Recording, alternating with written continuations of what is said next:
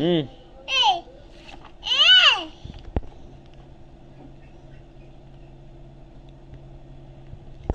এই যে শরিয়া শরিয়াতে অজগর দাঁড়াও ইসলামিক গজল ইসলামিক গজল হ্যাঁ এই কি অদ্ভুত একটা বই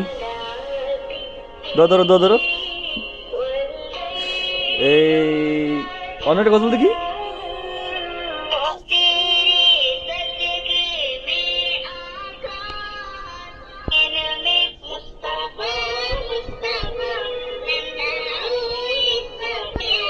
আমি পাপী গুনাহগার